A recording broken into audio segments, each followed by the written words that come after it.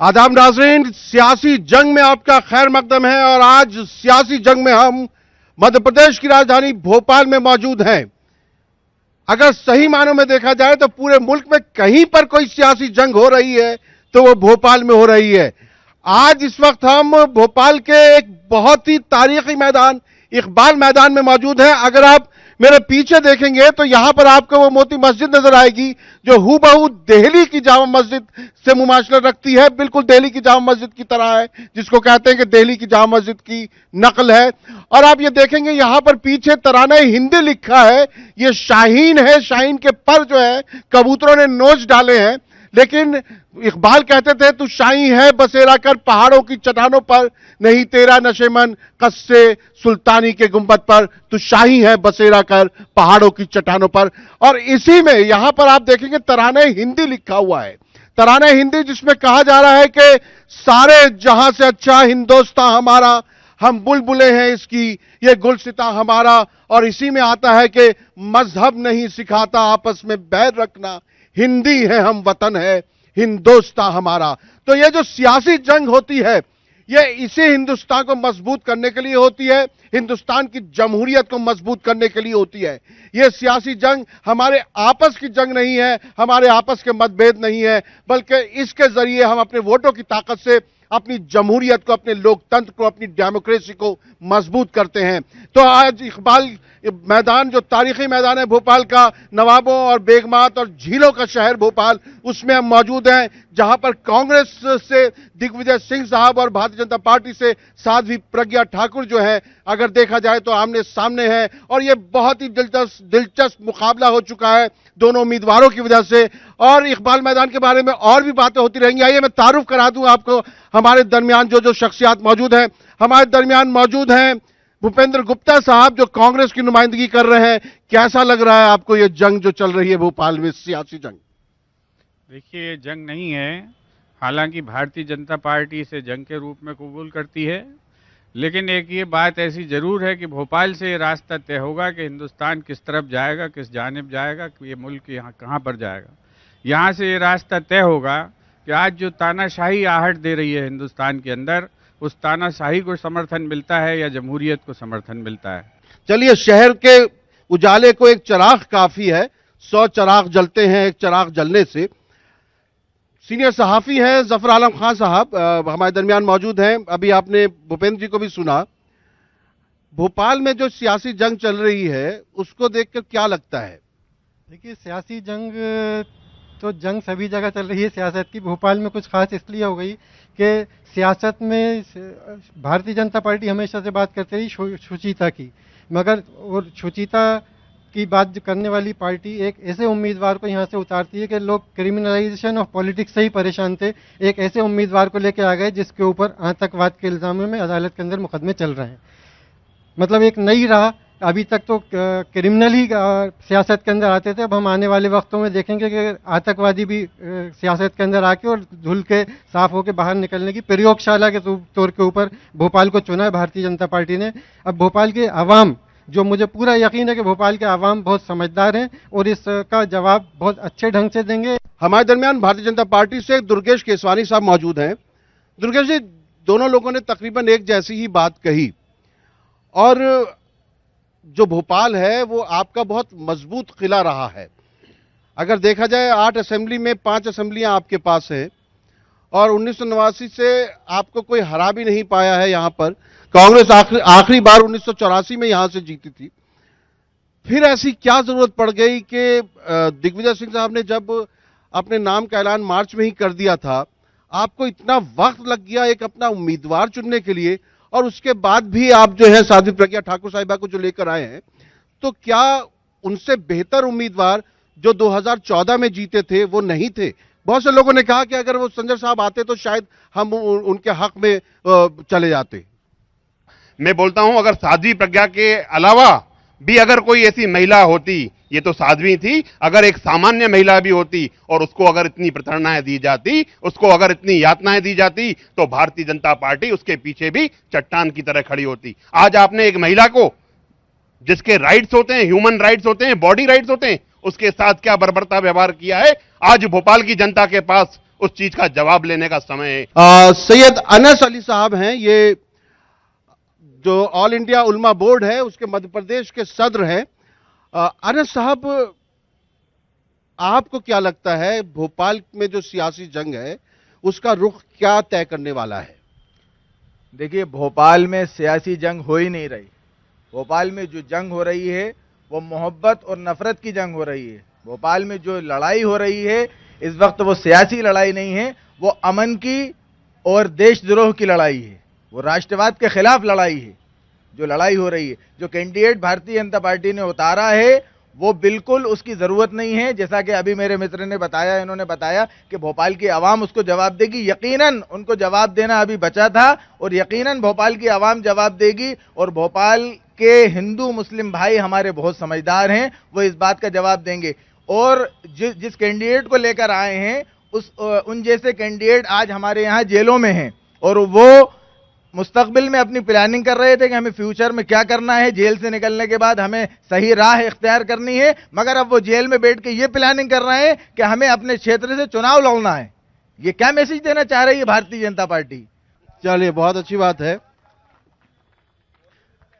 हमारे यहां इस इलाके की काउंसलर हैं रईसा मलिक साहिबा, ये ख्वातीन की नुमाइंदगी भी कर रही हैं।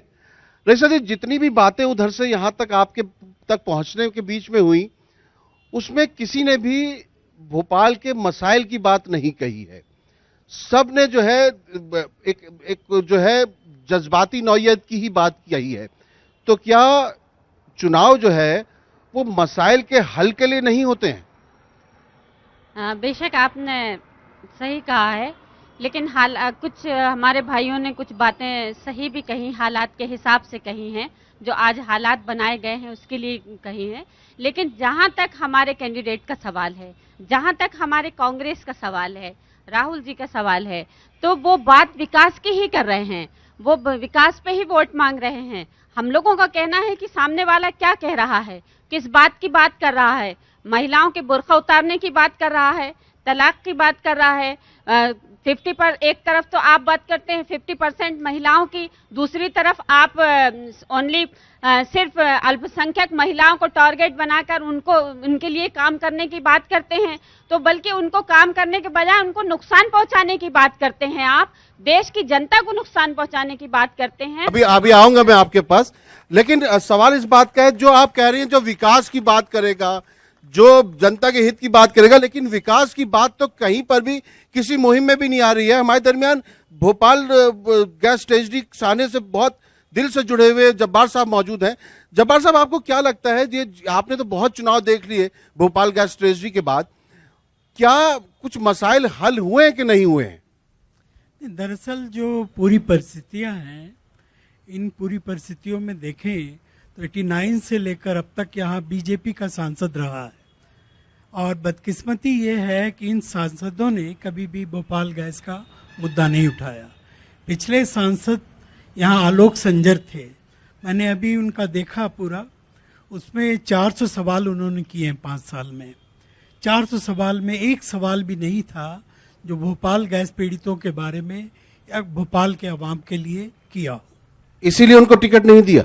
मुझे वो नहीं मालूम उनकी पॉलिटिक्स क्या है, लेकिन प्रज्ञा ठाकुर का जहाँ तक खड़ा होना है ये बहुत ही शर्मनाक है और भोपाल के लिए एक बहुत बड़ी चुनौती है। 1984 में भोपाल गैस हादसा हुआ था, उस समय MIC गैस निकला था। मैं आज कहता हूँ MIC जैसा ही पूरा प्रवचन इनके प्रज्ञा ठाकुर के हो रहे हैं और बीजेपी वालों के। तो बहुत साफ है भोपाल के लिए प्रज्ञा ठाकुर बहुत बड़ी चुनौती है, बहुत बड़ी इज्जत का सवाल है भोपाल की, कि भोपाल जो क्लेम करता है कि गंगा जमनी तहजीब का शहर है, उस तहजीब को बरकरार रखता है या उससे शिकस्त खा जाता है। दुर्गेश केसवानी साहब, आपने इन सबको सुना। भोपाल के लिए चुनौती है कि वो किस तरह आगे बढ़ता है। क्या गंगा जमनी तहजीब को साध्वी प्रज्ञा ठाकुर साहिबा का जो उम्मीदवारी है, क्या वो एक चैलेंज हो जाएगा? देखिए, जो गंगा जमनी तहजीब है उसको बरकरार रखने के लिए आप देखेंगे, परसों उनका रोड शो जब बुधवारा में था तो मुस्लिम भाइयों ने हाथों से उठा लिया। मतलब इस कदर स्वागत हुआ उनका, निश्चित रूप से हम उस चीज को रखने में कामयाब होंगे। पर मेरी बहन अभी निश्चित रूप से एक बात कर रही थी कि शांति के टापू को अपराधों का गढ़ बना दिया गया है। ये 150-125 दिनों में जो कमलनाथ सरकार ने अपराधों का ग्राफ बढ़ा है, बड़ी शर्मनाक बातें निश्चित रूप से जनता के बीच में से निकल के आई कि बहुत शर्मनाक है ये कि एक दिन में 2-2 छोटी बच्चियों के यहाँ पे रेप हो जाते हैं, वो फांसी पे उस पे टांग दी जाती हैं और उनको फंदा बना के कहीं पे सर कुचल के मार दिया जाता है। ये कांग्रेस की उपलब्धि है। आज प्रदेश की जनता, भोपाल की जनता कमलनाथ जी से ये जानना चाहती है कि 100 दिनों में 300 करोड़ रुपए की काली कमाई कैसे आ जाती है। ऐसे कौन से धंधे आप करते हैं कि 100 दिनों में 300 करोड़ रुपए आ जाते हैं। इसके साथ साथ भोपाल की जनता ये भी जानना चाहती है, मध्य प्रदेश की जनता ये भी जानना चाहती है कि कमलनाथ जी आपके भतीजे 1350 करोड़ रुपए की कर चोरी कैसे कर लेते हैं। आज जनता ये जानना चाहती है। इसके साथ आपने जो वादे किए थे जनता से कि किसानों का कर्ज माफ होगा, राहुल गांधी जी आके 1 से लेकर 10 तक गिनते हैं, कर्जा माफ नहीं तो मुख्यमंत्री साफ।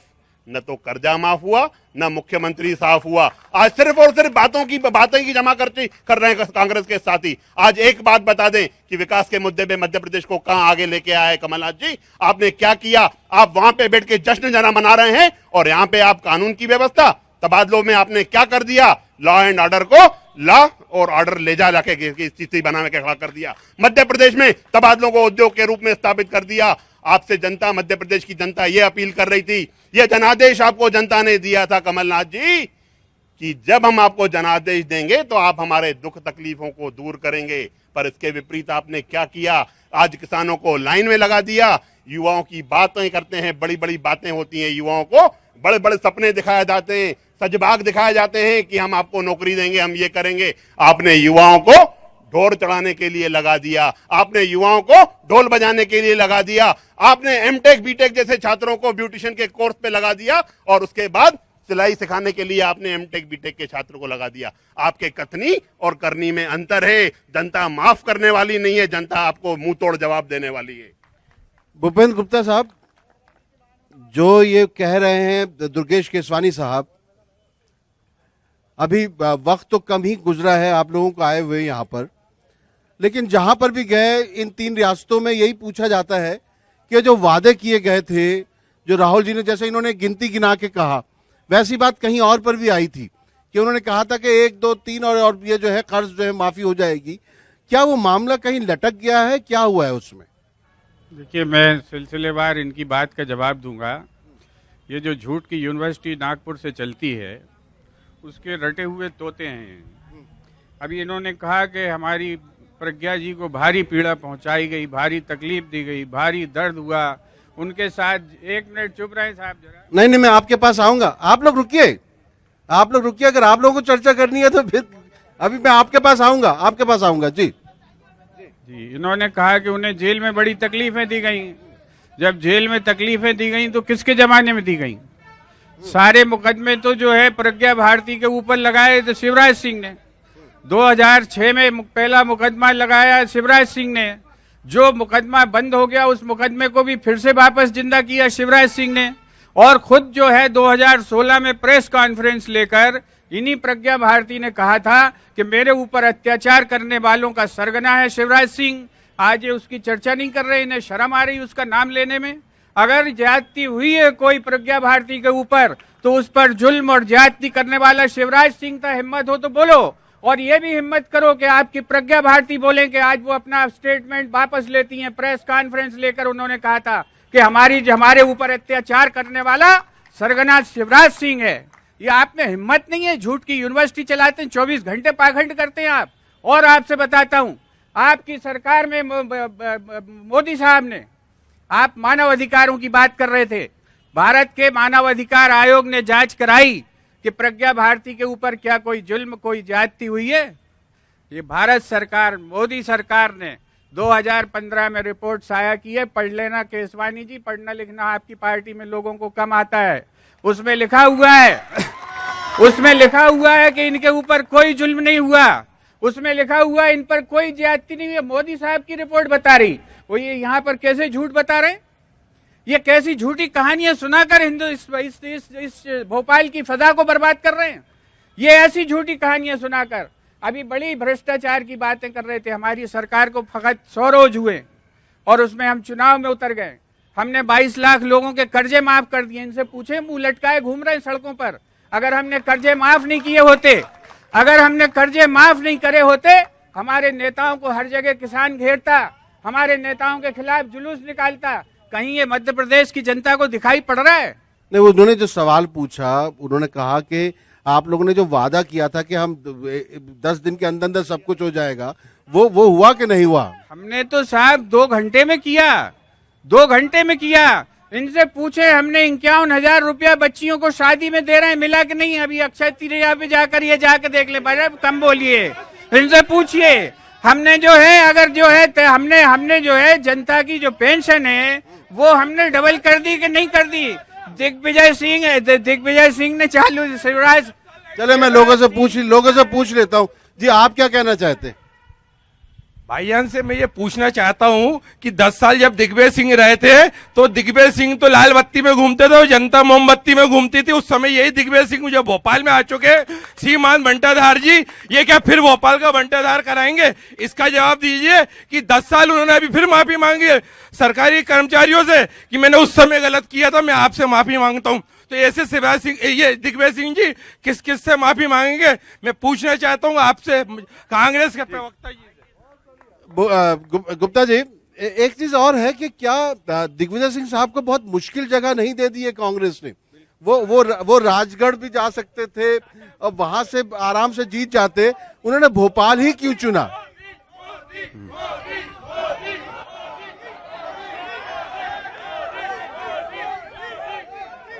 ये जितने यहाँ मोदी कर रहे हैं, इनसे पूछो ध्रुव सक्सेना कौन है? आतंकवादियों का सरगना, पाकिस्तान से तनख्वाह लेकर इनकी पार्टी में बैठ के काम करने वाला ध्रुव सक्सेना। इनसे पूछे कौन है? इनसे पूछो कौन है? इनसे पूछो कौन है? इनसे पूछो कौन है? निरंजन हरजोई। अरे मियाँ, कभी मत, आपकी पार्टी का चेहरा पूरा हिंदुस्तान जानता है। लेकिन एक बात जी, हाँ, इनसे पूछिए कि 13,800 करोड़ रुपया टीवी पर बताने वाला महेश शाह कहाँ गायब हो गया? इनसे मोदी साहब से पूछें। अच्छा ठीक, लेकिन भूपेंद्र जी, ये जो देखिए, भारतीय जनता पार्टी जो है, वो जो है, दुर्गेश जी, एक मिनट, बखा मेरी बात भी तो सुन लो। मैं भी तो कुछ बोल रहा हूं यहाँ पे खड़ा होके, मेरी भी तो सुन लो। मैं यूं कह रहा हूं कि ये जो है, जिस तरह की बातें हो रही हैं, आपने बहुत काम किए 5 साल में। मोदी जी ने नोटबंदी की, जीएसटी किया, आपने बहुत, आपके जो है बेटी बचाओ बेटी पढ़ाओ है, आपने हज का कोटा 2 लाख किया। ये सब बातें जो है चुनाव में क्यों भर कर नहीं आती? सिर्फ जज्बाती नौयत की बातें क्यों होती?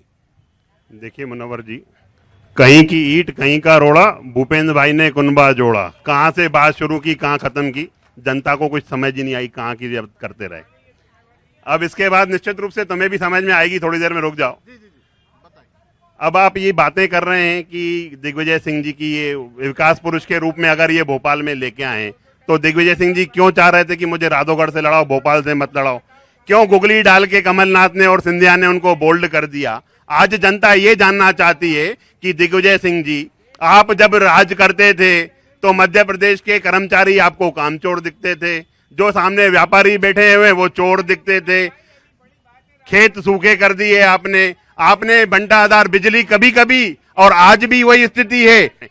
आप क्यों नहीं? आज क्राइम की स्थिति मध्य प्रदेश में देखिए, शांति का टापू मेरी बहन बता रही थी, आज क्राइम स्टेट बन गया है। इनकी सिर्फ और सिर्फ दिग्विजय सिंह जी, कमलनाथ जी, दिग्विजय सिंह जी अपने जश्न मनाने में लगे हुए हैं। आज जनता बदहाल है, जनता त्रस्त है, और माननीय कमलनाथ जी मस्त लगे पड़े। क्यों नहीं जनता? आपने 973 वचन लिए थे, मेरे मित्र यहाँ पे बैठ के कर रहे हैं कि हमने अरे लोकसभा की सभी की बात हो रही है, आप इसमें आ जाओ। आप किसान कर्ज माफी किया, झूठ का जो काकस बना था, राहुल गांधी के साथ मिलकर बना था। हम झूठ बोलेंगे, जोर जोर से बोलेंगे, चिल्ला चिल्ला कर बोलेंगे, जब तक वो झूठ सच नहीं हो जाए तब तक बोलेंगे, और यहाँ से भी बोलेंगे। चलिए ठीक है, लेकिन केसवानी साहब,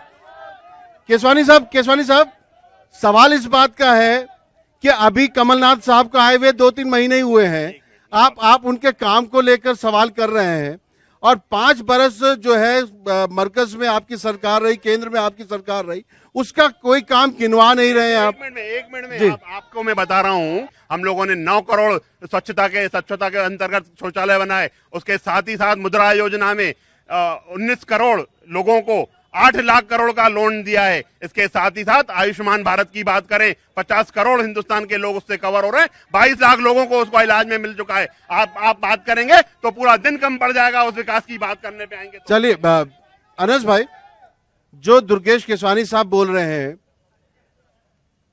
क्या वो तरक्की कहीं दिखाई देती है मध्य प्रदेश में, भोपाल में, या पूरे मुल्क में? क्योंकि आप तो मध्य प्रदेश के ही ऑल इंडिया उलमा बोर्ड के सदर भी हैं, और क्या सोच है आपकी इसको लेकर?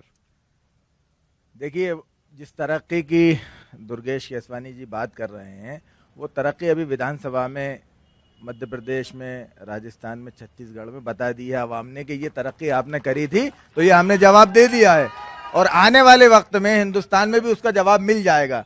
हिंदुस्तान की आवाम को जितना बेवकूफ़ बनाना था वो बना चुके हैं। अब हिंदू मुस्लिम के नाम पे कोई लड़ाई, कोई दंगा नहीं होगा। लोगों के समझ में आ गई है कि हमें जीएसटी के नाम पे, नोटबंदी के नाम पे बेवकूफ़ बनाया गया, ठगा गया, हमारे साथ जुल्म ज्यादती की गई, और हमारे रोजगार को खतरे में लाया गया। एक आम आदमी क्या चाहता है? वो उसे अपने रोजगार से मकसद है, उसे किसी से मकसद नहीं है।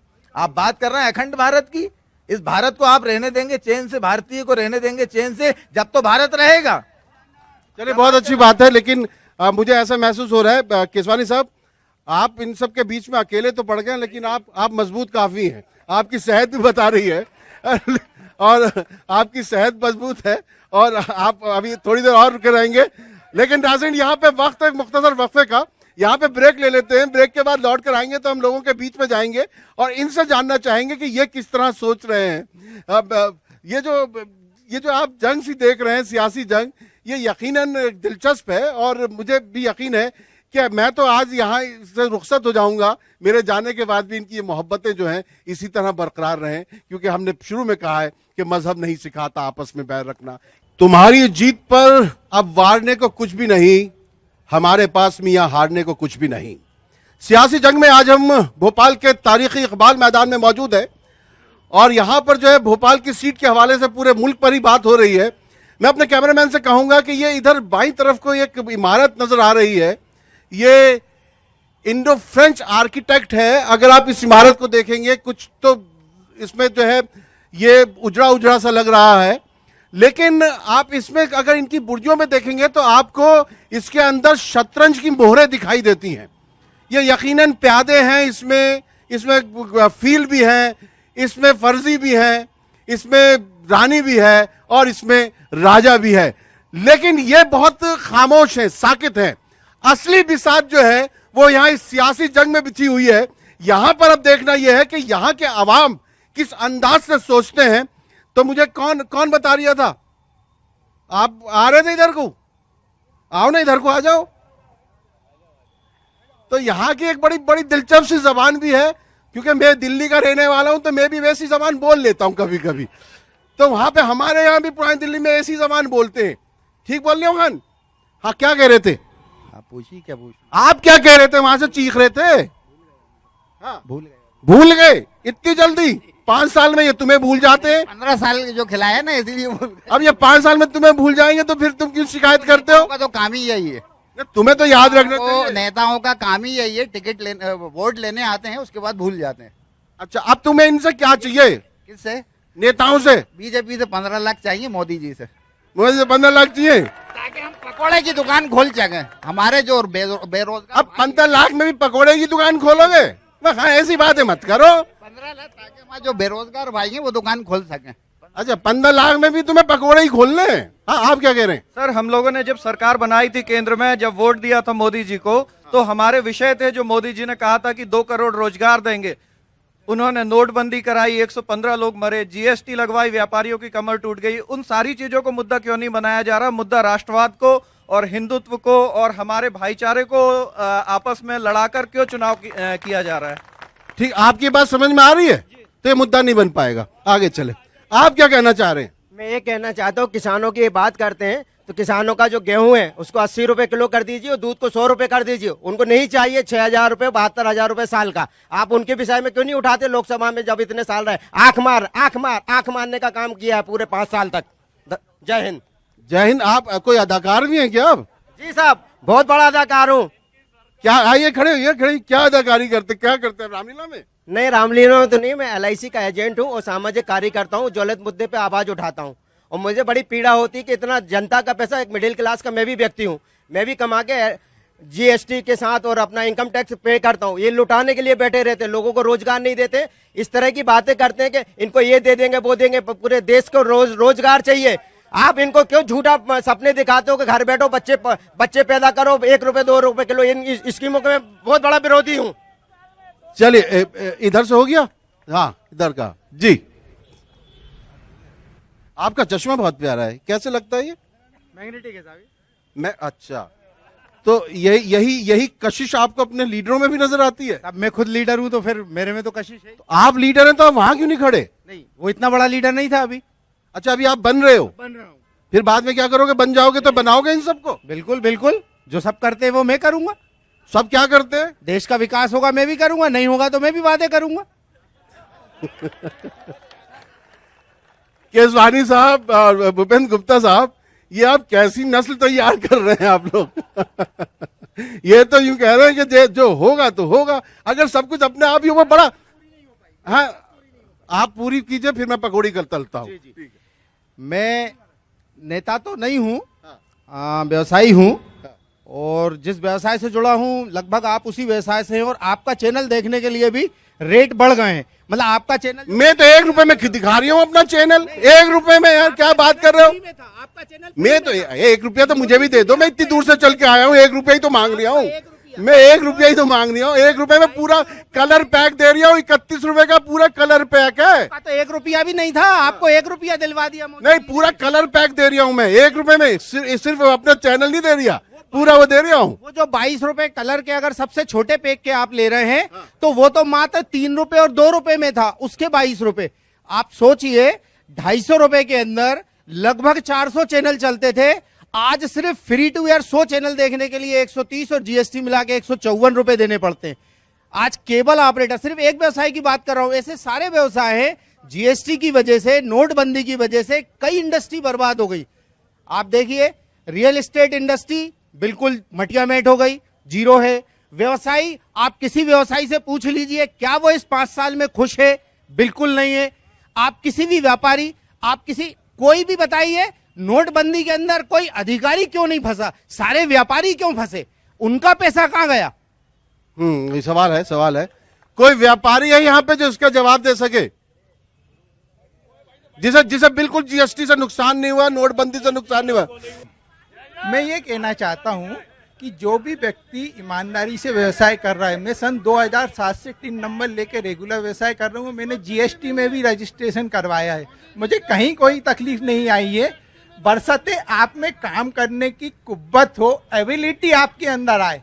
और अकाउंट सेक्शन तक का जहां तक सवाल है, अगर आप अपना प्रॉपर अकाउंट मेंटेन करेंगे तो मेंटली रिलैक्स होकर जितना टर्नओवर अभी तक आप करते थे उससे देवड़ा सवाए और दुगने पे ले जा सकते हैं। ठीक है, लेकिन आप कुछ खाया पिया कीजिए, हाँ, क्योंकि आपका हाथ कांप रहा था। हाँ, मुझे देख के तो लग रहा है कि मैं आपका ही खाना खा लेता हूँ। अगर मैं भोपाल का होता तो लोग यही कहते कि इनका खाना इन्होंने खा लिया है, ले मैं भोपाल का नहीं हूँ। आप कुछ बोल रहे थे जब वो दूसरे बोल रहे थे। मैं आज पेट्रोल का भाव, डीजल का भाव और गैस, आज पेट्रोल का रेट क्या है? ये बीजेपी पर नहीं, आज क्या रेट है? आज है 74-75 है। नहीं, सही रेट क्या है? सही रेट मुझे खुद नहीं मालूम। कल डलवाया था पेट्रोल, कल 74 रुपए कुछ पैसे था। तो कुछ नहीं, आपके यहाँ पे ढलान नहीं है क्या? नहीं, कुछ देर ढलान पे गाड़ी बंद क्यों नहीं कर देते आप? एक खातून हमारे पास मौजूद है, आपको बहुत बहुत मुबारक हो। यहाँ पे साध्वी प्रज्ञा ठाकुर एक खातून आई है मुकाबला करने के लिए दिग्विजय सिंह से, आपको कैसा लगता है? जी, खातून आई है ये तो बहुत अच्छी बात है, लेकिन मैं इस चीज से बिल्कुल खुश नहीं हूँ कि 4 लाख वोटर से, 4 लाख वोटों से आपका प्रत्याशी आलोक संजर जीता, लेकिन आपने एक राष्ट्रवाद विरोधी नारे देने वाली एक मालेगांव एक्यूज महिला को चुना। और ना ही मैं कांग्रेस से सहमत हूं कि कांग्रेस ने 10 साल का जिसका शासन रह चुका है, जिसको जनता पहचान चुकी है, आपने भी उस नेता को चुना। आपका नाम क्या, आप क्या करती हैं? मेरा नाम सुमैया खान है, मैं मास कम्युनिकेशन मीडिया की स्टूडेंट हूं और मैं पूछना चाहती हूं कांग्रेस और बीजेपी दोनों से कि क्यों एजुकेशन पर, क्यों एम्प्लॉयमेंट पर, क्यों हेल्थ फैसिलिटीज पर, क्यों इन मुद्दों पर बात नहीं होती? क्यों आप सिर्फ राष्ट्रवाद और नेशनलवाद पे बात करते हैं? नहीं, बहुत अच्छी बात है। देखिए, मैं कश्मीर गया इसी प्रोग्राम को लेकर, वहां पर भी 370 और 35A पर ही बात सब पॉलिटिकल पार्टी वाले, चाहे भारतीय जनता पार्टी हो, पीडीपी हो, एनसी हो, कांग्रेस हो, पीसी हो, सब इसी पर बात करते हैं, जज्बाती मुद्दे पर। अरे मुझे एक और शख्सियत यहां पर नजर आ गई है, ये नजर महमूद साहब हैं, जर्नलिस्ट हैं, नया नजरिया इनका उर्दू का अखबार शायद यहाँ भोपाल से भी है, उज्जैन से था, और ये दिल्ली में ये दूरदर्शन वगैरह पे भी रहे हैं, और एक मरकजी वजीर हैं कपिल सिब्बल, उनके ये एडवाइजर भी रहे मीडिया, और इत्तेफाक से भोपाल में है। नजर साहब, आपका नजरिया क्या है और नया नजरिया क्या है? नजरिए पुराने ही हैं, काम उन पर होना चाहिए, भाईचारगी पे काम होना चाहिए, इस वक्त में नहीं हो पा रहा है। जो मुद्दे थे, जिस बातों पर हुकूमत बनी थी, उनसे कुछ भटकते हुए नजर आ रहे हैं। अभी ये मतलब भोपाल में जो उम्मीदवार खड़ा किया गया, उससे ये जाहिर हो गया है कि हिंदुत्व का कार्ड खेलना है। राम मंदिर नहीं चला, सर्जिकल स्ट्राइक से फायदा नहीं हो पाया। जी दी थी, फातिमा को भी दी थी, वो हार गई। और वो अभी उनका खुद का ये कहना कि वो तो इनका तशहीर नहीं करेंगी, वो साध्वी प्रज्ञा के लिए वो मार्केट में आने को तैयार नहीं है। चलिए, बहुत बहुत शुक्रिया। चलिए, अब आप देखिए, आप दोनों को जवाब देने हैं, भूपेंद्र गुप्ता साहब भी और केसवानी साहब भी, आपको भी। और सवाल ये है जो उस बच्ची ने सवाल किया, तकरीबन वैसा ही सब सवाल है। क्यों नहीं उन मुद्दों पर बात की जाती जो आवाम की जिंदगी से जुड़े हुए हैं? देखिए, हमने सबसे पहले ही जब बात को शुरू किया था, सबका साथ सबका विकास जो माननीय मोदी जी का मूल मंत्र है, उस पर हम लोग चुनाव लड़ रहे हैं। राष्ट्रवाद भी निश्चित रूप से एक मुद्दा है। राष्ट्र की अगर हमारी सुरक्षाएं अगर सुरक्षित नहीं रहेगी तो कोई भी आग दिखा देगा। आज इतने सालों से कभी मौलाना मसूद अजहर पे कभी बैन लगा था, आज पूरे विश्व के सभी विश्व के जितने भी देश हैं सब माननीय मोदी जी के साथ खड़े। आज निश्चित रूप से आज एक राष्ट्रभक्त, आज देशभक्त ये चाहता है कि माननीय मोदी जी हैं तो मुमकिन है। आज ये सब चीजें इसीलिए मुमकिन हो रही हैं। आज निश्चित रूप से हम लोगों ने जनता के विकास के काम किए, जनता के विकास से जुड़ के बात किए। आज हमने आज कृषि ग्रोथ जो दिग्विजय सिंह के टाइम पे माइनस में चलती थी, आज पिछले 5 वर्षों से 18 कृषि ग्रोथ चल रही है। आज सिंचाई की बात करें, सिंचाई आप 7 लाख हेक्टेयर में करते थे, हम 45 लाख हेक्टेयर पे हम उस चीज को ले आए। हमने देखिए केसवानी साहब, आप बहुत अच्छी बातें बता रहे हैं, लेकिन इन पर चुनाव क्यों नहीं हो रहा? ये सब बातें आप चुनाव में क्यों नहीं बोलते? ये सब बातें फिर आपको साध्वी प्रज्ञा ठाकुर साहिबा की जरूरत क्यों पड़ गई? उसकी जरूरत पड़ गई। वो बच्ची ने बड़ा अच्छा सवाल पूछा, साइमा ने, वो कह रही है कि मतलब आप लोग जो है जज्बाती नौयत की बातें क्यों करते हैं? देखिए, जो इन्होंने सवाल किया खातून ने, अच्छा देखिए, जब आप लोग बोल रहे थे ये पांचों बिल्कुल खामोश खड़े थे। कम से कम इनका कर्ज उतार दीजिए, जब ये बोले तो आप लोग खामोश हो जाइए, है ना जी। बहुत अच्छा इन्होंने सवाल किया है और उसी का मैं जवाब देना चाहता हूँ और इंतजार करूंगा सभी से कि उसे सुने जरूर। मोदी साहब की जब सरकार बनी 2014 में, तो जो पहला ऑर्डर मोदी सरकार ने निकाला वो 1 साल के लिए नौकरियों पर पाबंदी लगाने का ऑर्डर उन्होंने निकाला, और इस देश में कोई नई भर्तियां नहीं हुई। 5 साल की सरकार में अगर 22 लाख पद खाली पड़े हैं तो आप खुद सोचिए कि ये हिंदुस्तान के नौजवानों को कहाँ ले जाना चाहते हैं। ये तो केवल दिल्ली की बात है। आज मध्य प्रदेश में 10 लाख पद खाली पड़े, इन्होंने जो है आउटसोर्सिंग से जो है पद भरे, लेकिन इन्होंने लोगों को नौकरियां नहीं दी। अभी ये लॉ एंड ऑर्डर की बात कर रहे थे, तो लॉ एंड ऑर्डर पर हालत ये थी, पूरा हिंदुस्तान जानता है। इन्हीं की सरकार रिपोर्ट देती है, अपनी रिपोर्ट ने खुद भी नहीं पढ़ते। ये पढ़ने लिखने की इनकी बड़ी कमजोरी है। नागपुर कहता है पढ़ो तो ये उतने ही पढ़ते हैं। इनकी सरकार की रिपोर्ट इन्हें बताती है कि ये बलात्कार स्टेट था। मध्य प्रदेश बलात्कार में नंबर 1, मध्य प्रदेश कुपोषण में नंबर 1, मध्य प्रदेश भ्रष्टाचार में नंबर 1। अभी इनके मोदी साहब 3 दिन पहले होशंगाबाद में आए थे, वो इनकी तारीफ करके गए। उन्होंने कहा कि मध्य प्रदेश में हमने जो पोषण आहार का पैसा भेजा था, ये लूट कर खा गए। कौन लूट कर खा गया? जो 15 साल से सरकार में थे। इनका प्रधानमंत्री इनको सर्टिफिकेट देकर गया है। इनके प्रधानमंत्री ने कहा कि मध्य प्रदेश में किसान तो कर्जा लेता नहीं है, उसके नाम पर दूसरे लोग कर्जा ले लेते हैं। तो इन्होंने कर्जा किसका माफ किया? कमलनाथ जी ने। मैं आपकी बात का जवाब ले लूं। आप देखिए वक्त कम है, उनकी बात का भी जवाब दे दीजिए, क्योंकि मुझे अभी इन सब तीनों को भी शामिल करना है उसमें। जी देखिए, जो काकस था वो काकस का ये परिणाम है। झूठ बोलेंगे, मिलकर बोलेंगे, सब लोग बोलेंगे। आज आप अगर इन चीजों की बातें कर रहे हैं, आज जिम्मेदारी से बचते हुए, आज इनको शिवराज जी की सरकार, भैया जनता ने जब हमें जनादेश दिया, हम विपक्ष में बैठे हैं। आज आपने 100 दिनों में क्या किया है? रोज हत्याएं हो रही हैं, उस जिम्मेदारी से बचने। एक सवाल ये, मेरी बात सुनिए। देखिए ये लोग भी यही कह रहे थे कि आप कमलनाथ जी के ऊपर चुनाव लड़ रहे हैं या मोदी जी के ऊपर चुनाव लड़ रहे हैं। 5 साल जो मोदी जी ने केंद्र में काम किया है उस पर चुनाव हो रहा है, या 3 महीने कमलनाथ जी के उस पर काम हो रहा है? हम लोग विकास बनाम जो इनकी असफलता का शासन है उस पर भी चुनाव लड़ रहे हैं। आज जनता त्रस्त है मध्य प्रदेश की। ये सिर्फ और सिर्फ बातें करते हुए नजर आ रहे हैं। क्यों नहीं ये हत्याओं पे रोक लगा पा रहे हैं? इनका सिर्फ और सिर्फ ध्यान तबादला उद्योग पे आके रुक गया है। सिर्फ तबादलों में मस्त कमलनाथ सरकार। आज लॉ एंड ऑर्डर की स्थिति आप देखिए, ये कोई कम बात नहीं है मुनव्वर जी। राजधानी में 10 महिलाओं पे रोज प्रकरण पंजीबद्ध हो, ये निश्चित रूप से सरकार के लिए शर्मनाक बात है। आज गृह मंत्री को इस्तीफा देना चाहिए इन बातों को। आज बच्चियां सुरक्षित नहीं है। आज आंगन में बच्चे खेलते हुए उनका अपहरण हो जाता है। फिरौती का धंधा मध्य प्रदेश में पनप गया है। ये कहीं ना कहीं ये सिर्फ आरोप लगा के ये राजनीति करना चाहते हैं। अरे भैया आप काम क्यों नहीं कर रहे हो? जबर भाई ये इनके ऊपर आरोप लगा रहे हैं, वो उनके ऊपर लगा रहे हैं, इधर से भी तकरीबन ऐसी बातें होती रहती हैं। देखिए आप एक पत्रकार अगर हैं, मुझे इंसाफ के साथ बताइए। देखिए इंसाफ नहीं है इसलिए दिल साफ नहीं है, और दिल साफ नहीं है क्योंकि इंसाफ नहीं है। तो आप इंसाफ से बताइए। देखिए बहुत अफसोस का मुकाम है कि इस पार्लियामेंट का इलेक्शन हो रहा है और जो जनता के मेन इश्यूज हैं उनके ऊपर कोई बात करने को राजी नहीं है। जुमले उछाले जा रहे हैं, इस तरफ से ये जुमले उछालते हैं, उनके जवाब में दूसरी तरफ से दूसरी पार्टी जुमले। ये पकोड़े तलवाते हैं, ये भैंसे चरवा रहे हैं मध्य प्रदेश के अंदर।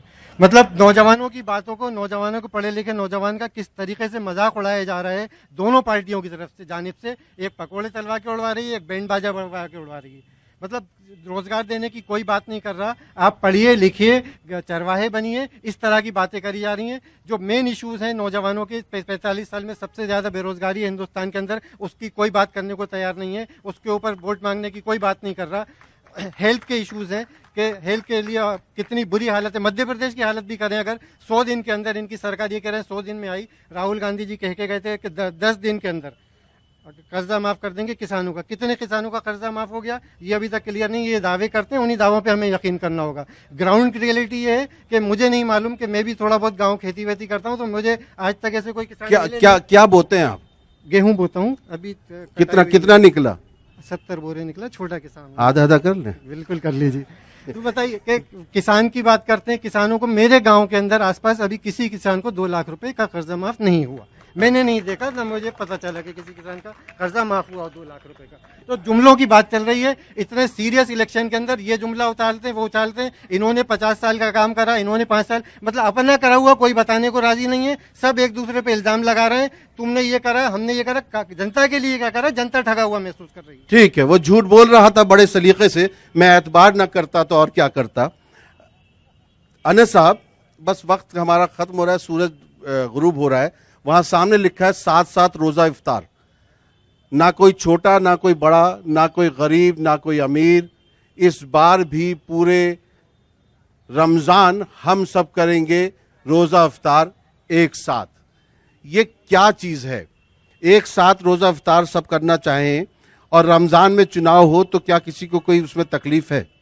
ये भोपाल है, ये हिंदुस्तान है, और ये हिंदुस्तान का मुसलमान है, और भोपाल का दिल खुला हुआ मुसलमान है, जिसका दिल इतना बड़ा है कि जो भोपाल के अंदर लोकसभा सीट के अंदर तकरीबन 6 से 7 लाख के करीब मुसलमान हैं, और जो निर्णायक भूमिका में रहते हैं। हमने कई लोगों को सांसद बनाया, भारतीय जनता पार्टी के लोगों को, भारतीय जनता पार्टी के पिछले जो सांसद थे 3,75,000 तकरीबन वोटों से हमने जिता के उन्हें सांसद बनाया। आज बात हो रही है कि हज हाउस दे दिया, तो क्या एहसान कर दिया मुसलमानों पे? हज हाउस दे दिया आपने हमें। अगर नहीं देते तो क्या कर लेते? अगर नहीं देते तो क्या हम हज करना छोड़ देते? मुसलमान अल्हम्दुलिल्लाह हज करता है अल्लाह के हुक्म से करता है, जो साहिब हैसियत होता है वो करता है हज। आप ये बताइए, आपने उर्दू क्यों खत्म की? बेरोजगारी क्यों बढ़ी? उर्दू नौकरियां क्यों नहीं दी आपने? इतनी कमेटियां हमारी पड़ी रही, वो क्यों खाली रही? पिछले 5 सालों में ना मदरसा बोर्ड का कोई देखने वाला था, ना मस्जिद कमेटी को कोई देखने वाला था, ना वक्फ बोर्ड की कोई देखरेख करने वाला था। हमारी वक्फिया प्रॉपर्टीज इतनी क्यों पर वक्फिया प्रॉपर्टीज के साथ ऐसा व्यवहार क्यों किया गया? जो हमारे मुसलमान आज परेशान हैं, जो बेरोजगार हैं, वो क्यों इसका सामना उठाना? ये सिर्फ इस वजह से कि वो मुसलमान है। ठीक ठीक, मुसलमान है तो उनको कुछ नहीं मिलेगा।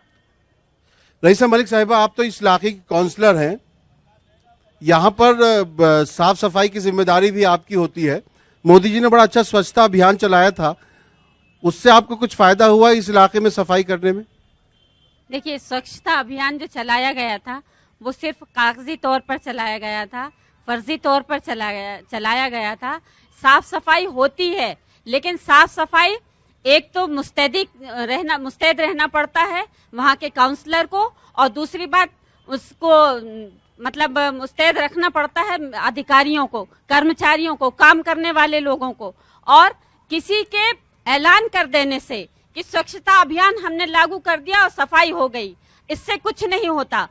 बात होती है सिर्फ जनता की। जब तक लोगों के दिल में वो बात नहीं उतरती, लोग अपनी मर्जी से उस बात को नहीं एक्सेप्ट नहीं करते, तब तक वो काम नहीं होता। हाँ, साफ सफाई हुई है, लेकिन लोगों के सहयोग से हुई है, लोगों की मर्जी से हुई है। जब लोगों ने अपना साथ दिया, अपना काम खुद समझा उसको कि हमको हमारे एरिया को साफ रखना है, तब हम भी उनके साथ होकर कंधे से कंधा मिलाकर हम लोगों ने साफ सफाई। लेकिन उन्होंने एक इशारा दिया, साफ सफाई का एक अच्छा वो था। देखिए, साफ सफाई का इशारा उन्होंने क्या दिया? क्या जनता साफ सफाई का इशारा तो हमारे यहाँ हदीस में भी है। हमारे लोग जानते हैं कि साफ सफाई रखना है, चाहे वो हमारे हिंदू भाई हो चाहे मुस्लिम भाई हो, सबको मालूम है कि हमको हम साफ सफाई रखना है। लेकिन हम लोग तो ये करते हैं ना कि दूसरे के घर में कूड़ा फेंक देते हैं अपने हस्बैंड निकाल के। लेकिन अब जनता पढ़ी लिखी है भाई, पुराना जमाना गया। जनता अब खुद पढ़ लिख के समझदार हो गई है, वो जानती है कि हमको साफ सफाई कैसे रखना है, हमको इस भोपाल में किसको लाना है, किसको वोट देना है, कौन हमारा विकास करेगा और कौन हमारे इस भोपाल का नाश करेगा। किसको मतलब किसको साफ करना है, आप ये कहना चाहते हैं? अब मैं बस लोगों से कुछ सवाल लूंगा, उसके बाद करूंगा। जी बताइए, आप काफी देर से बेचैन है। जी सर, मैं ये बोल रहा था कि ये कह रहे हैं कि कर्जा माफ नहीं हुआ, 2 लाख का कर्जा माफ। कई किसान कह रहे थे, कल बहस चल रही थी, एक सब जो ही बीजेपी के कहने लगे कर्जा माफ नहीं हुआ, तो सब लोग मोबाइल निकाला और मैसेज बता दिया कि ये हमारा कर्जा माफ हो गया, हमारा कर्जा माफ हो गया। अभी एक ये बात कह रहे थे कि शादी में 51,000 नहीं दिए जा रहे हैं। 28 अप्रैल को हमारे यहाँ 75 जोड़े थे, तो सबको 51,000 कमलनाथ की सरकार ने दिए हैं। और ये अभी मैन्युफेस्टो की बात कर रहे थे कि कमलनाथ ने और राहुल गांधी ने मैन्युफेस्टो मिलकर बनाया झूठा, लेकिन सच्चा उन्होंने जो बनाया है वो सच है, और जो बीजेपी बोलती है वो झूठ बोलती है। 15 लाख का कहा, ना 1 रुपया आया। राहुल गांधी ने कर्जे माफ का कहा, कर्जा माफ हुआ, 51,000 मिले। अभी एक चीज और मैं बताना चाहता हूं कि इनके नेता जो बुखलाहट में हर कुछ बोल जाते हैं। अभी इंदौर से कैलाश विजयवर्गीय ने हमारे आरिफ मसूद साहब के बारे में सवाल उठाया था कि वो गोश्त खाते हैं, ये करते हैं। इन्होंने कब खाते देख लिया? ये बुखलाहट में हर कुछ बोल रहा है। चलिए ठीक है। हाँ, हम यहाँ विकास की बात करते हैं। अगर पूरे देश भर में अगर विकास हुआ है तो नरेंद्र मोदी जी ने किया है।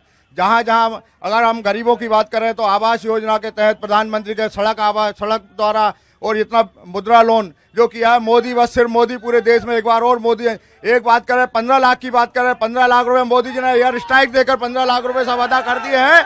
और आने वाले मोदी है, बस मोदी ही चाहिए हमारे देश में। कोई